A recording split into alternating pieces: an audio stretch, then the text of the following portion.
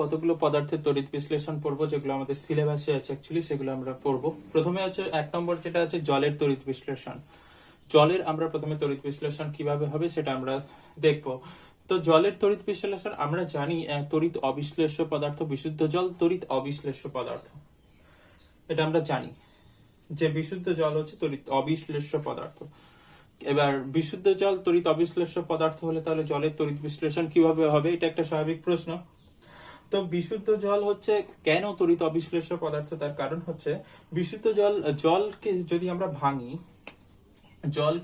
ভাঙি, জলকে ভাঙলে তৈরি হয় H প্লাস আর OH minus ion, H plus আর OH মাইনাস আয়ন। ঠিক আছে, জল ভেঙে তৈরি করে H প্লাস আর OH মাইনাস আয়ন। বিশুদ্ধ জলে এই H প্লাস আর OH মাইনাস আয়নের পরিমাণ এতটাই কম থাকে যেটা তড়িৎ পরিবহন করতে পারে না। খুবই সামান্য পরিমাণ আয়নিত হয় H2O জল, খুব সামান্য পরিমাণ আয়নিত হয়ে H প্লাস আর OH মাইনাস আয়ন তৈরি করে। তাই বিশুদ্ধ জল তড়িতের কুপরিবাহী। এই জন্য বিশুদ্ধ জল তড়িৎ পরিবহন করতে পারে না এবং বিশুদ্ধ জল তড়িৎ অবিশ্লেষ্য পদার্থ। তাহলে কি করে তড়িৎ বিশ্লেষণ হবে? তো এই জন্য তড়িৎ বিশ্লেষণ করতে গেলে বিশুদ্ধ জলে সামান্য পরিমাণ অ্যাসিড বা সামান্য পরিমাণ ক্ষার যোগ করতে হবে। তীব্র অ্যাসিড বা কোনো তীব্র ক্ষার সামান্য পরিমাণ যোগ করে দিতে হবে, তাহলে এটা তড়িৎ বিশ্লেষণ, জলে তড়িৎ বিশ্লেষণ সম্ভব। কিন্তু এবার প্রশ্ন হচ্ছে কি অ্যাসিড যোগ করব, কোন তীব্র অ্যাসিড যোগ করব? HCl, H2SO4 না HNO3, মানে সালফিউরিক অ্যাসিড, হাইড্রোক্লোরিক অ্যাসিড না নাইট্রিক অ্যাসিড, কোন অ্যাসিড যোগ করব? ঠিক আছে, তো এবার এই জলের তড়িৎ বিশ্লেষণে আমরা অ্যাকচুয়ালি H2SO4 ব্যবহার করব। H2SO4 ব্যবহার করব, ঠিক আছে। H2SO4 ব্যবহার করব, তার কারণ হচ্ছে HCl বা HNO3 ব্যবহার আমরা করব না। তার কারণ হচ্ছে HCl আর HNO3 যেটা আছে, HCl আর HNO3 এই দুটো অ্যাসিড হচ্ছে উদ্বায়ী, ঠিক আছে।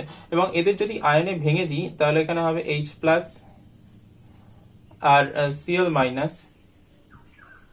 একইভাবে এটাকে যদি আয়নে ভাঙি এখানে তৈরি হবে H প্লাস আর NO3 মাইনাস, ঠিক আছে।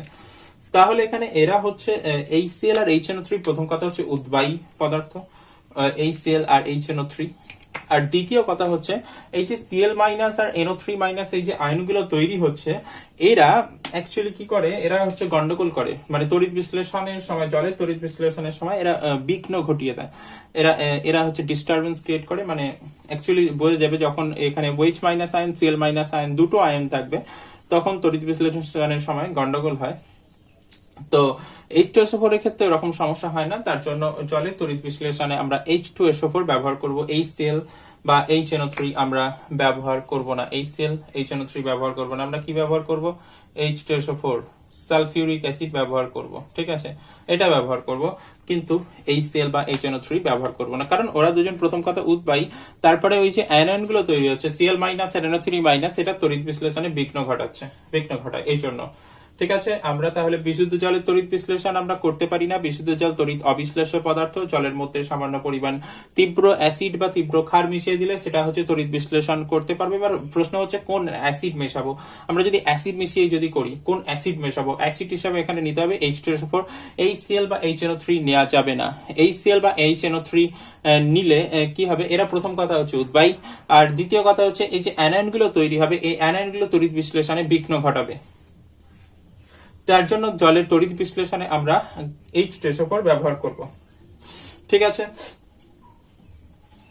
তো এবার আমরা করব জলের তড়িৎ বিশ্লেষণ, অ্যাসিড মিশ্রিত স্বল্প H2SO4 মিশ্রিত জলের তড়িৎ বিশ্লেষণ, ঠিক আছে। এবার আমরা করব কি, স্বল্প H2SO4 মিশ্রিত জলের তড়িৎ বিশ্লেষণ।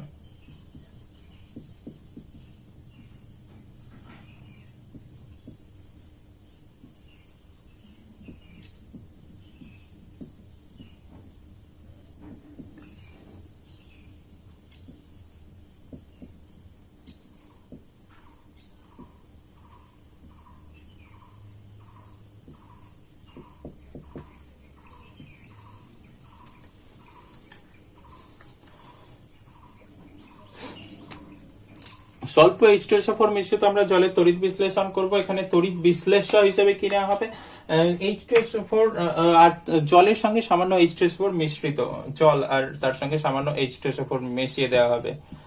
কয়েক ফোঁটা H2SO4 আমরা মিশিয়ে দেবো জলের সাথে, ঠিক আছে। সামান্য পরিমাণ H2SO4 জলের সাথে মিশিয়ে দেবো, এটা তড়িৎ বিশ্লেষ্য হিসাবে নিতে হবে। এবার তড়িৎদ্বার হিসাবে কি নেওয়া হবে? তড়িৎদ্বার এখানে ক্যাথোড এবং অ্যানোড দুটোই হচ্ছে এখানে প্ল্যাটিনাম তৈরি নিতে হবে, প্ল্যাটিনামের তড়িৎদ্বার নিতে হবে। ক্যাথোড এবং অ্যানোড এই দুটো তড়িৎদ্বারই এখানে প্ল্যাটিনাম নিতে হবে। যেখানে আমি যদি এখানে ব্যাটারি যোগ করে দিই, এটা প্লাস এবং এটা হচ্ছে মাইনাস, তো এটা কারেন্টের দিক থেকে এদিকে যাবে, এটা হচ্ছে প্লাস হয়ে যাবে আর এটা হচ্ছে মাইনাস হয়ে যাবে। এটা হচ্ছে অ্যানোড হয়ে যাবে, অ্যানোড, আর এটা হচ্ছে ক্যাথোড হয়ে যাবে, এটা ক্যাথোড হয়ে যাবে। ক্যাথোড অ্যানোড হয়ে যাবে এবার। তো এখানে ক্যাথোড অ্যানোড দুটোই প্ল্যাটিনামের নেওয়া হবে, প্ল্যাটিনাম। ক্যাথোড অ্যানোড দুটোই হচ্ছে প্ল্যাটিনামের তড়িৎদ্বার নেওয়া হবে, ঠিক আছে। এবার কি হবে? এবার যেটা হবে, জলীয় দ্রবণে H2SO4 কি হবে? H2SO4 প্রায় সম্পূর্ণভাবে আয়নিত হয়ে যাবে। H2SO4 সম্পূর্ণভাবে আয়নিত হয়ে তৈরি করবে H+ আর SO4 2 minus. SO4 2 minus ion তৈরি দ্রবণে H2SO4 সম্পূর্ণভাবে আয়নিত হয়ে H+ আর SO4 2 মাইনাস আয়ন তৈরি করবে। অন্যদিকে জলও সামান্য পরিমাণ আয়নিত হবে, জলও সামান্য পরিমাণ আয়নিত হয়ে H+ আর OH- আয়ন তৈরি করবে। জলও সামান্য পরিমাণ আয়নিত হয়ে H+ আর OH- আয়ন তৈরি করবে। তাহলে দ্রবণের মধ্যে কি কি আয়ন আছে? এখানে H+ আয়ন আছে, SO4 2 মাইনাস আয়ন আছে আর OH- আয়ন আছে, ঠিক আছে। তাহলে এখানে তড়িৎ বিশ্লেষ্য হিসাবে নেওয়া হয়েছে বিশুদ্ধ জলের সাথে সামান্য পরিমাণে H2SO4 মিশিয়ে দেওয়া হয়েছে। তাহলে H2SO4 তো তীব্র তড়িৎ বিশ্লেষ্য পদার্থ, তার জন্য এটা সম্পূর্ণভাবে আয়নিত হয়ে H+ আর SO4 2 মাইনাস আয়ন তৈরি করবে। আর অন্যদিকে জল সামান্য পরিমাণ আয়নিত হয়ে H+ আর OH- আয়ন তৈরি করবে, ঠিক আছে। এইবার যদি এখানে তড়িৎ প্রবাহ পাঠানো হয়, তাহলে ক্যাটায়ন যাবে কোথায়? ক্যাথোডে, আর অ্যানায়ন যাবে অ্যানোডে, ঠিক আছে। ক্যাটায়ন এখানে কে? এইগুলো হচ্ছে ক্যাটায়ন, প্লাস গুলো হচ্ছে ক্যাটায়ন আর মাইনাস গুলো হচ্ছে এখানে অ্যানায়ন, মাইনাস গুলো হচ্ছে এখানে অ্যানায়ন। তো ক্যাটায়ন হিসেবে এখানে শুধুমাত্র H+ আছে, ক্যাটায়ন গুলো যাবে ক্যাথোডে, তার মানে H+ আয়ন যেগুলো আছে তারা হচ্ছে ক্যাথোডে যাবে, ক্যাথোডে যাবে, ক্যাথোডে যাবে, ঠিক আছে। আর অন্যদিকে হচ্ছে যে অ্যানায়ন আছে, অ্যানায়ন মধ্যে দুজন আছে, ঠিক আছে। দুজনের মধ্যে কম্পিটিশন হবে, যে আগে যাবে সেই হচ্ছে অ্যানোডে যাবে। এবার দুজনের মধ্যে আগে কে যাবে? অ্যাকচুয়ালি এখানে আছে SO4 2 মাইনাস সালফেট আর OH-, ঠিক আছে। দুটো অ্যানায়ন আছে, SO4 2 মাইনাস আর OH-। এদের মধ্যে কে আগে যাবে? যে আগে যেতে পারবে সেই হচ্ছে এখানে তো অ্যানোডে উৎপন্ন হবে, সেটাই।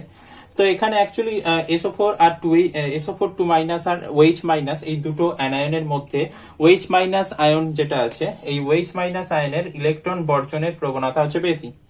ইলেকট্রন বর্জনের প্রবণতা OH- আয়নের বেশি, তার জন্য OH- আয়ন এখানে ফার্স্টে হচ্ছে অ্যানোডে যাবে। অ্যানোডে গিয়ে কি করবে?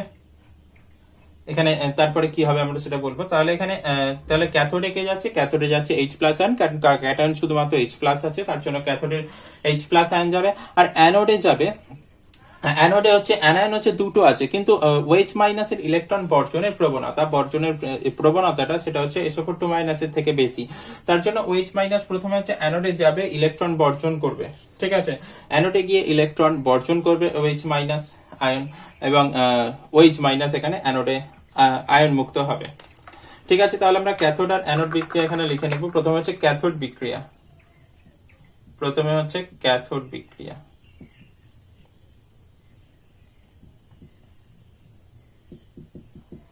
ক্যাথোড বিক্রিয়া, এখানে ক্যাথোডে কে যাচ্ছে H+ আয়ন, যেটা হচ্ছে ক্যাথোডে যাবে। ক্যাথোডে গিয়ে কি করবে? এর কিসের অভাব? একটা ইলেকট্রনের অভাব আছে, H+ হয়ে আছে, তার জন্য একটা ইলেকট্রন নিয়ে নেবে, নিয়ে হচ্ছে হাইড্রোজেন পরমাণুতে পরিণত হবে।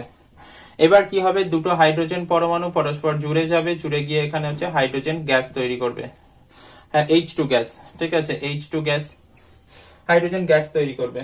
তাহলে হচ্ছে কি হবে, ক্যাথোডে যাবে H plus ion, H plus ion গিয়ে কি করবে, গিয়ে হচ্ছে একটা ইলেকট্রন নেবে, কারণ এখানে ইলেকট্রন আসছে এখান থেকে মাইনাস থেকে, ব্যাটারির মাইনাস প্রান্ত থেকে এখানে ইলেকট্রন আসছে এই তড়িৎদ্বারে ক্যাথোডে। এখান থেকে একটা ইলেকট্রন নেবে, ইলেকট্রন নিয়ে হচ্ছে হাইড্রোজেন পরমাণুতে পরিণত হবে, দুটো হাইড্রোজেন পরমাণু পরস্পর জুড়ে গিয়ে হাইড্রোজেন গ্যাস তৈরি করবে। এবং এর ফলে যেটা হবে, এই যে ক্যাথোড থেকে হাইড্রোজেন গ্যাস বেরোবে, ক্যাথোড থেকে হচ্ছে হাইড্রোজেন গ্যাস বেরোবে, ক্যাথোড থেকে হাইড্রোজেন গ্যাস বেরোবে, এটা ক্যাথোড বিক্রিয়া হয়ে গেল।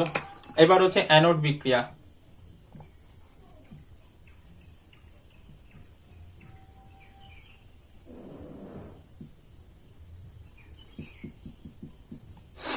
এবার হচ্ছে অ্যানোড বিক্রিয়া। অ্যানোডে কি হবে, অ্যানোডে হচ্ছে এখানে OH মাইনাস আয়ন যাচ্ছে, OH মাইনাস আয়ন অ্যানোডে গিয়ে কি করবে, একটা ইলেকট্রন এর অতিরিক্ত আছে, মাইনাস হয়ে আছে, মানে একটা ইলেকট্রন অতিরিক্ত আছে, তাহলে OH মূলকে পরিণত হবে এবং একটা ইলেকট্রন ছেড়ে দেবে। একটা ইলেকট্রন ছেড়ে দেওয়াটাকে আমরা এদিকে মাইনাস ই দিয়ে লিখতে পারি, একটা ইলেকট্রন ছেড়ে দিচ্ছে, অথবা ওদিকে ব্যালেন্স করার জন্য প্লাস ই দিয়ে লিখতে পারি। ঠিক আছে, OH প্লাস ই মানে একটা ইলেকট্রন ছেড়ে দিচ্ছে। এবার এখানে OH মূলক গুলো পরস্পর জুড়ে যাবে, জুড়ে গিয়ে তৈরি করবে জল, তার সঙ্গে হচ্ছে অক্সিজেন, জল আর অক্সিজেন তৈরি করবে। ঠিক আছে, এখানে ব্যালেন্স করার জন্য এখানে 4 যদি বসাই, এখানে 2 বসিয়ে দেবো, তাহলে এখানে ব্যালেন্স হয়ে যাবে। ঠিক আছে, তাহলে এখানে অ্যানোডে হচ্ছে অক্সিজেন গ্যাস তৈরি হচ্ছে, অ্যানোডে অক্সিজেন গ্যাস তৈরি হচ্ছে, আর ক্যাথোডে হচ্ছে হাইড্রোজেন গ্যাস। তাহলে এখানে অ্যানোড থেকে এখানে অক্সিজেন গ্যাস নির্গত হবে, অ্যানোড থেকে অক্সিজেন গ্যাস নির্গত হবে, আর ক্যাথোডে তো হাইড্রোজেন গ্যাস নির্গত হচ্ছিল। তাহলে এখানে জলের তড়িৎ বিশ্লেষণ করলে আমরা পাবো হচ্ছে ক্যাথোডে হাইড্রোজেন এবং অ্যানোডে অক্সিজেন। ঠিক আছে, এবং এই বিক্রিয়ায় যে হাইড্রোজেন আর অক্সিজেন যে তৈরি হবে, এখানে যে হাইড্রোজেন আর অক্সিজেন তৈরি হবে, এর যে অনুপাত, এর অনুপাত হবে 2:1। ঠিক আছে, মানে 2 অনুপাত হাইড্রোজেন তৈরি হবে, 1 অনুপাত হচ্ছে অক্সিজেন তৈরি হবে। আর এখানে যে H2SO4টা ব্যবহার করা হয়েছিল তার কোনো পরিবর্তন হবে না, H2SO4 এর পরিমাণের কোনো পরিবর্তন হবে না, যতটা ব্যবহার করা হয়েছিল ততটাই থাকবে। এখানে H2SO4 অনুঘটক হিসেবে কাজ করবে। ঠিক আছে, এখানে H2SO4 যে স্বল্প H2SO4 মিশিয়ে জলে তড়িৎ বিশ্লেষণ করা হচ্ছিল, এখানে এই যে H2SO4 এটা হচ্ছে অনুঘটকের কাজ করবে। অনুঘটক কি করে, কোনো রাসায়নিক বিক্রিয়ার বেগকে বাড়িয়ে দেয় এবং কি করে, বিক্রিয়ার শেষে নিজে অপরিবর্তিত থাকে। তার জন্য এখানে H2SO4 যতটা আমি প্রথমে নিয়েছিলাম ততটাই পাওয়া যাবে, কিন্তু এই বিক্রিয়ার বেগটাকে বাড়িয়ে দেবে। বিক্রিয়াটা এই H2SO4 দেওয়ার জন্যই হবে জলের তড়িৎ বিশ্লেষণ। তার জন্য এখানে H2SO4 একটা অনুঘটকের মতো কাজ করবে। আর এখানে এই যে হাইড্রোজেন আর অক্সিজেনের অনুপাতটা হচ্ছে আমরা এখানে 2:1 পেয়ে যাব। হাইড্রোজেন আর অক্সিজেন গ্যাসের যে আয়তনের অনুপাত হবে, এটা আয়তনের অনুপাত। ঠিক আছে, এটা অবশ্যই কিসের অনুপাত, এটা হচ্ছে আয়তনের অনুপাত।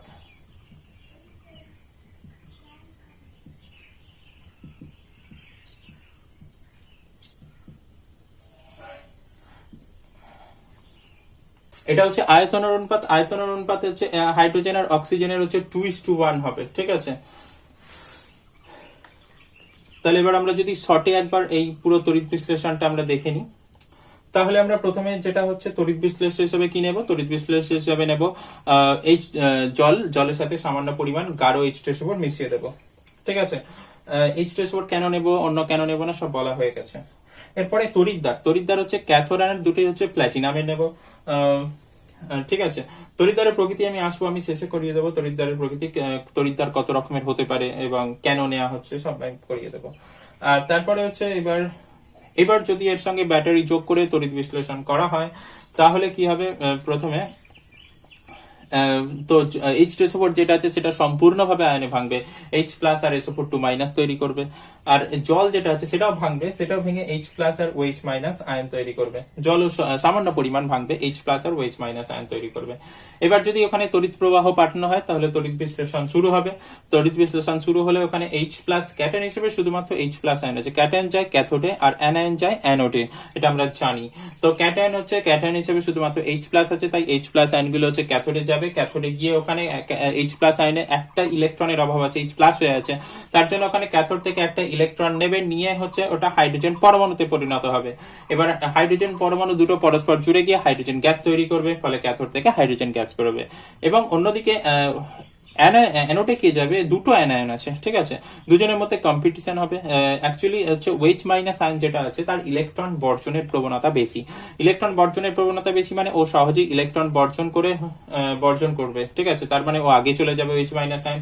ওয়েচ মাইনাস আয়ন আগে গিয়ে অ্যানোডে গিয়ে কি করবে, ইলেকট্রন একটা ছেড়ে দেবে, ছেড়ে দিয়ে হচ্ছে ওয়েচ মূলকে পরিণত হবে এবং ওয়েচ মূলকগুলো পরস্পর জুড়ে গিয়ে তৈরি করবে অক্সিজেন গ্যাস। তো ক্যাথোড থেকে হাইড্রোজেন গ্যাস বেরোবে এবং অ্যানোড থেকে অক্সিজেন গ্যাস নির্গত হবে এবং এদের আয়তনের অনুপাত হবে 2:1, হাইড্রোজেন আর অক্সিজেনের, কারণ হচ্ছে H2O ছিল তো, তার জন্য আয়তনের অনুপাত হবে 2:1। আর এখানে যে H2SO4টা করা হয়েছিল, H2SO4 যেটা নেওয়া হয়েছিল সেটা হচ্ছে অনুঘটকের মতো কাজ করবে, কারণ হচ্ছে বিক্রিয়ার শেষে যতটা আমি H2SO4 নিয়েছিলাম ততটাই আবার H2SO4 ফিরে পাওয়া যাবে, মানে ওই H2SO4 এর আয়তনের কোনো এখানে পরিবর্তন হবে না, H2SO4 এর পরিমাণের এখানে কোনো পরিবর্তন হবে না, তার জন্য H2SO4 এখানে অনুঘটকের কাজ করবে। অনুঘটক মানে এখানে বিক্রিয়ার বেগকে বাড়াচ্ছে, ঠিক আছে, তার জন্য H2SO4 এখানে অনুঘটকের কাজ করবে। আশা করছি বোঝা গেছে এটা।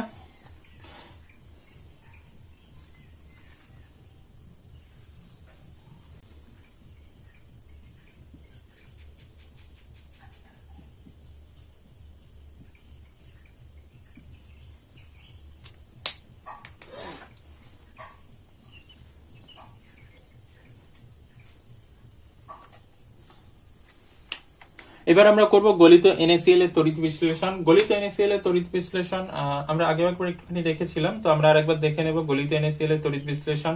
এখানে তড়িৎ বিশ্লেষক হিসাবে নেওয়া হবে গলিত NaCl,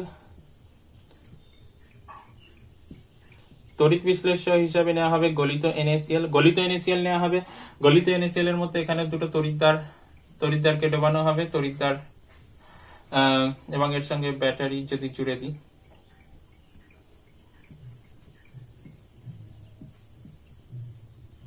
তো এখানে ব্যাটারি জুড়ে দিই যদি, এটা হচ্ছে ব্যাটারি প্লাস আর এটা হচ্ছে মাইনাস, বড়টা প্লাস হয় ছোটটা মাইনাস হয়, ঠিক আছে। তো এখানে যেটা হচ্ছে এটা হচ্ছে প্লাস হবে, মানে এটা অ্যানোড হবে,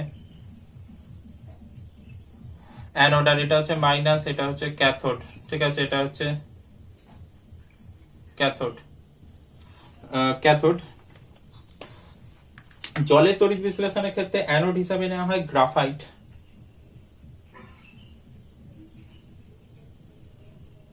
গ্রাফাইটের অ্যানোড নেওয়া হয়, গ্রাফাইটের অ্যানোড নেওয়া হয় জলের তড়িৎ বিশ্লেষণে, গ্রাফাইটের অ্যানোড নেওয়া হয়। আর ক্যাথোড নেওয়া হয় হচ্ছে আয়রনের ক্যাথোড, Fe, আয়রন লোহার ক্যাথোড নেওয়া হয়, ঠিক আছে। এবার তড়িৎ বিশ্লেষণ যদি করা হয়, এখানে তড়িৎ প্রবাহ যদি চালনা করা হয় তাহলে কি হবে, আচ্ছা প্রথমে হচ্ছে এখানে NaCl যেটা আছে সেটা হচ্ছে আয়নে ভাঙবে, NaCl আয়নে ভেঙে তৈরি করবে এখানে Na+ আর Cl- আয়ন, NaCl আয়নে ভেঙে এখানে Na+ আর Cl- আয়ন তৈরি করবে, ঠিক আছে। এবার যদি তড়িৎ প্রবাহ চালনা করা হয় তাহলে তড়িৎ বিশ্লেষণ শুরু হবে। তাহলে ক্যাথোডে কে যাবে, এখানে ক্যাটায়ন হিসেবে গলিত NaCl যেহেতু নেওয়া হচ্ছে, এখানে জল নেই, কিছুই নেই, তো এখানে তার জন্য হচ্ছে Na+ আয়ন গুলো হচ্ছে ক্যাথোডে যাবে, ক্যাটায়ন যাবে ক্যাথোডে, আমরা জানি ক্যাটায়ন যায় ক্যাথোডে আর অ্যানায়ন যায় অ্যানোডে, ঠিক আছে। এখানে তাহলে Na+ হচ্ছে এটা হচ্ছে ক্যাটায়ন আর Cl- এটা হচ্ছে অ্যানায়ন, ঠিক আছে। তো ক্যাটায়ন যাবে ক্যাথোডে, তো Na+ আয়ন যাবে হচ্ছে ক্যাথোডে গিয়ে কি হবে, ক্যাথোড বিক্রিয়া,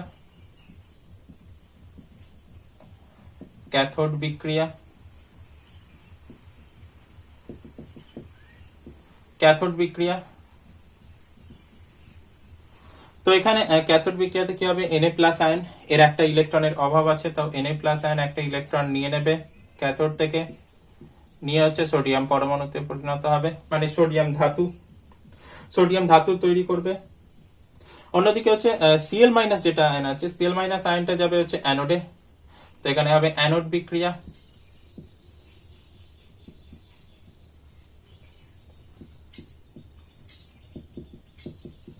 অ্যানোড বিক্রিয়াতে কি হবে, Cl- আয়ন যেটা আছে, Cl- আয়ন যাবে হচ্ছে অ্যানোডে গিয়ে কি হবে, এর একটা ইলেকট্রন যে অতিরিক্ত আছে সেই ইলেকট্রনটা ছেড়ে দিয়ে এটা ক্লোরিন পরমাণুতে পরিণত হবে, ঠিক আছে।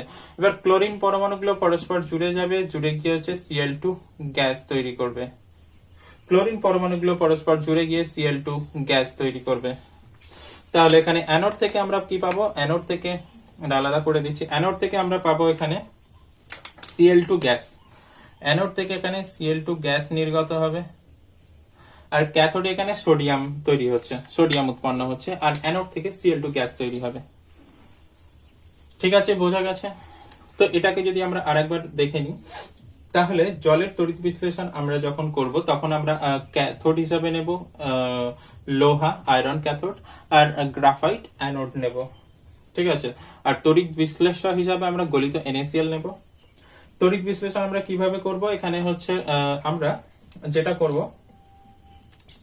এখানে NaCl যেটা আছে, এখানে যদি আমি তড়িৎ প্রবাহ যোগ করে দিই, এখানে ব্যাটারি যোগ করে দিই এবং তড়িৎ প্রবাহ চালনা করি তড়িৎ বিশ্লেষণের মধ্য দিয়ে, তখন হচ্ছে তার আগেই হচ্ছে NaCl এমনিতেই ভেঙে যাবে, Na প্লাস আর Cl মাইনাস আয়ন তৈরি করবে। এবার তড়িৎ প্রবাহ চালনা করলে তড়িৎ বিশ্লেষণ শুরু হবে, মানে Na প্লাস আয়ন গুলো চলে যাবে, Na প্লাস আয়ন যেটাকে বলে ক্যাটায়ন সেটা চলে যাবে ক্যাথোডের দিকে, আর Cl মাইনাস আয়ন যেটা হচ্ছে অ্যানায়ন সেটা চলে যাবে অ্যানোডের দিকে।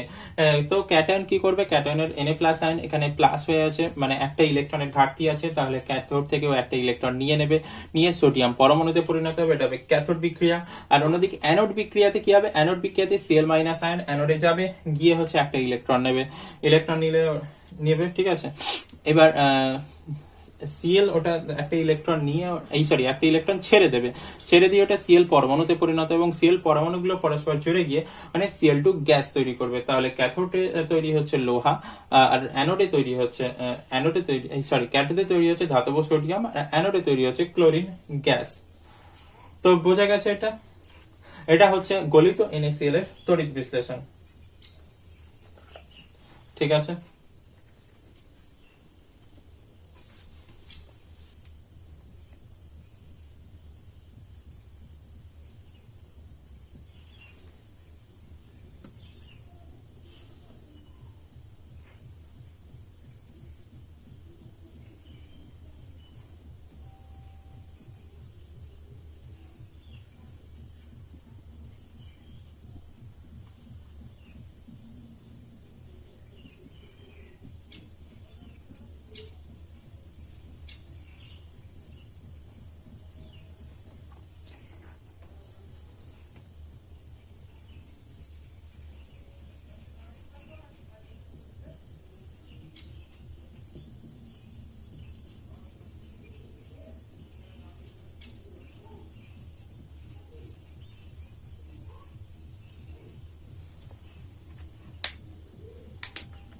এবার আমরা করব কপার তড়িৎদ্বারের সাহায্যে CuSO4 এর জলীয় দ্রবণের তড়িৎ বিশ্লেষণ। ঠিক আছে, কপার তড়িৎদ্বারের সাহায্যে CuSO4 এর জলীয় দ্রবণের আমরা তড়িৎ বিশ্লেষণ করব।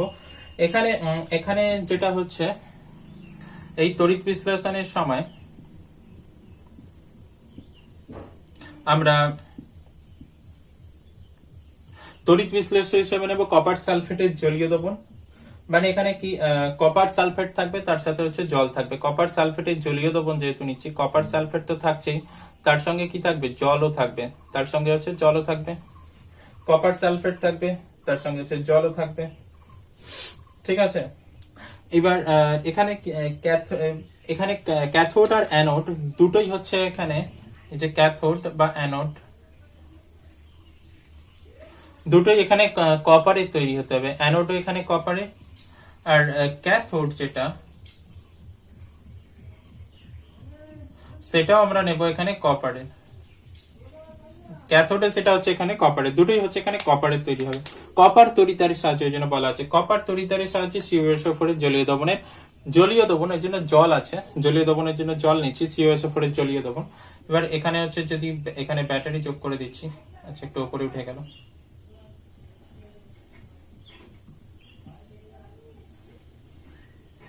এটা প্লাস এটা মাইনাস।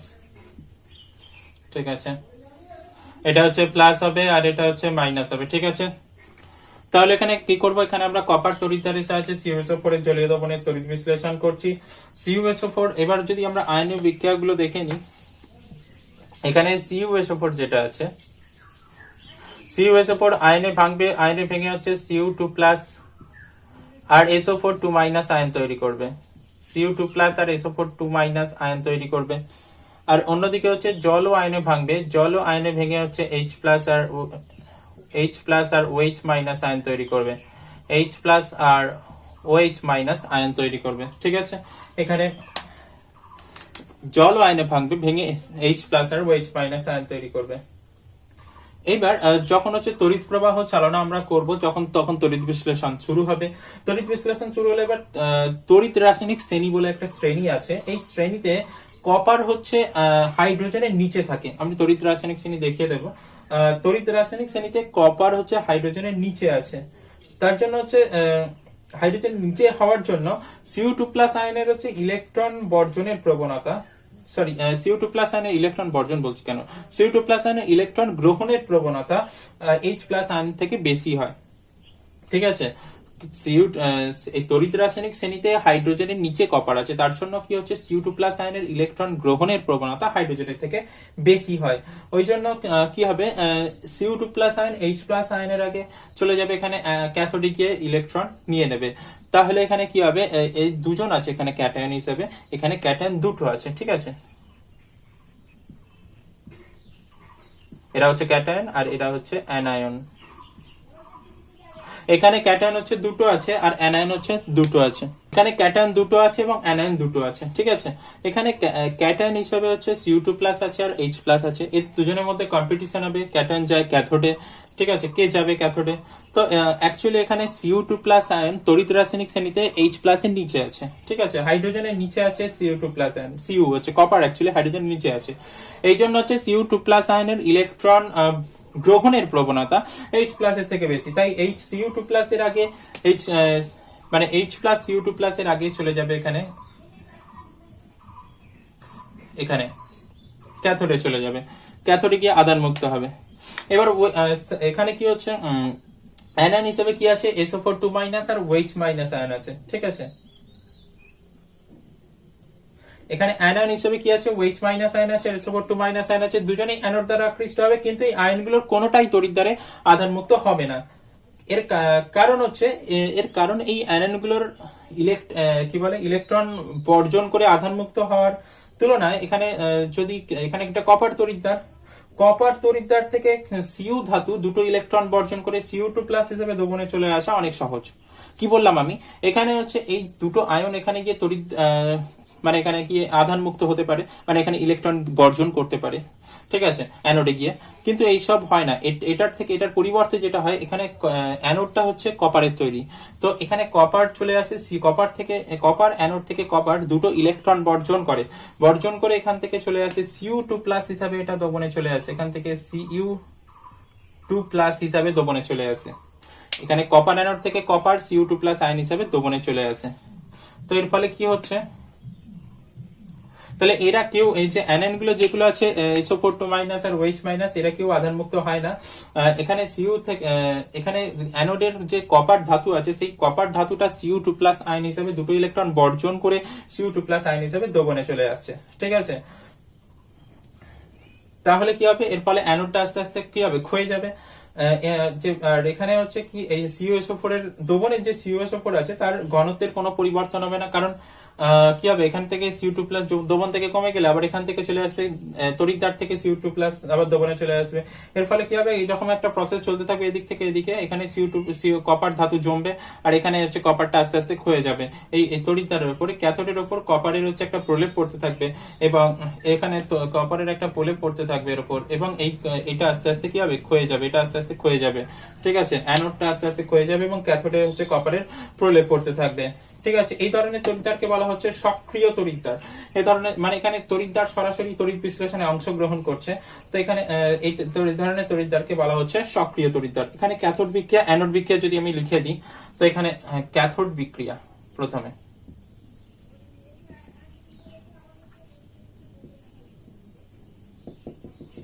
ক্যাথোড বিক্রিয়া। ক্যাথোডে কি হচ্ছে, ক্যাথোডে এখানে কি হবে, Cu2+ আয়ন যে আছে এটা ক্যাথোডে যাচ্ছে, Cu2+ আয়ন ক্যাথোডে গিয়ে হচ্ছে দুটো ইলেকট্রন নিচ্ছে, ওখান থেকে দুটো ইলেকট্রন নিয়ে হচ্ছে এখানে কপার পরমাণুতে পরিণত হচ্ছে।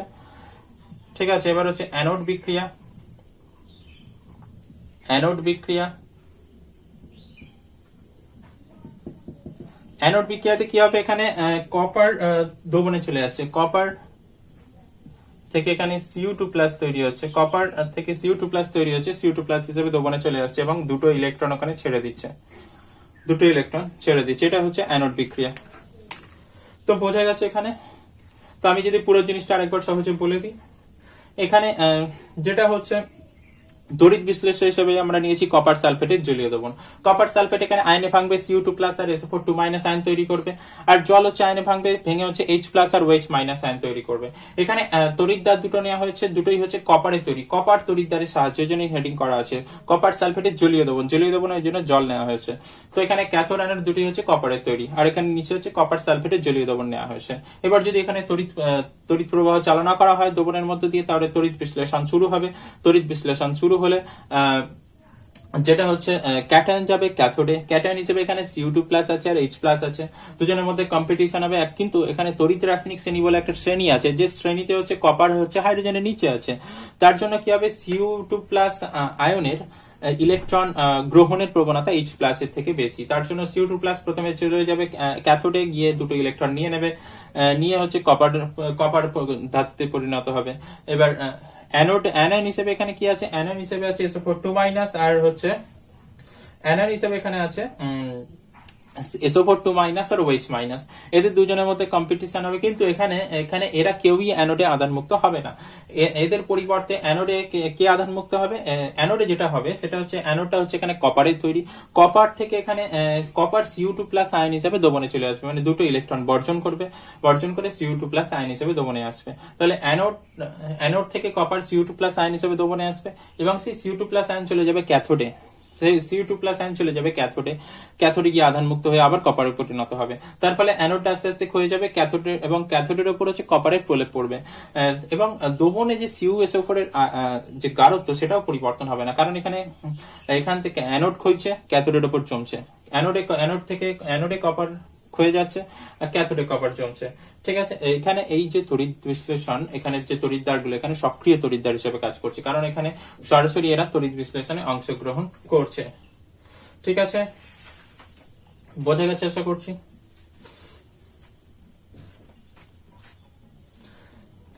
এবার তড়িৎদ্বারগুলোকে আমরা দুভাগে ভাগ করতে পারি, একটা হচ্ছে নিষ্ক্রিয় তড়িৎদ্বার আর একটা হচ্ছে সক্রিয় তড়িৎদ্বার। নিষ্ক্রিয় তড়িৎদ্বার কোনগুলো, তড়িৎ বিশ্লেষণের সময় নিষ্ক্রিয় তড়িৎদ্বার যেগুলো, তাদের কোনো রাসায়নিক পরিবর্তন হয় না। যে তড়িৎদ্বারগুলো কোনো রাসায়নিক পরিবর্তন হয় না সেগুলো হচ্ছে নিষ্ক্রিয় তড়িৎদ্বার, যেমন হচ্ছে গ্রাফাইট তড়িৎদ্বার, প্লাটিনামের তড়িৎদ্বার, যেমন জলের তড়িৎ বিশ্লেষণ আমরা ব্যবহার করেছিলাম প্লাটিনামের তড়িৎদ্বার, তারপরে হচ্ছে গ্রাফাইট তড়িৎদ্বার NaCl এ ব্যবহার করেছিলাম, ওগুলো হচ্ছে নিষ্ক্রিয় তড়িৎদ্বার, ওরা তড়িৎ বিশ্লেষণে অংশগ্রহণ করে না। আর সক্রিয় তড়িৎদ্বার কি হচ্ছে, যেগুলো হচ্ছে তড়িৎ বিশ্লেষণের সময় রাসায়নিক বিক্রিয়া এখানে অংশগ্রহণ করে এবং দ্রবণে ধাতব আয়নের যোগান দেয়, সেটাই হচ্ছে সক্রিয় তড়িৎদ্বার। সক্রিয় তড়িৎদ্বার যেমন হচ্ছে এখানে এই যে কপার সালফেটের উদাহরণটা দেখলাম, যে CuSO4 এর জলীয় দ্রবণে যদি কপার তড়িৎদ্বারের সাহায্যে তড়িৎ বিশ্লেষণ করা হয়, তাহলে অ্যাকচুয়ালি কি হবে, তাহলে এখানে যে তড়িৎদ্বারটা আছে সেটা হচ্ছে সক্রিয় তড়িৎদ্বার হিসেবে কাজ করবে। ঠিক আছে, ওটা হচ্ছে সক্রিয় তড়িৎদ্বার।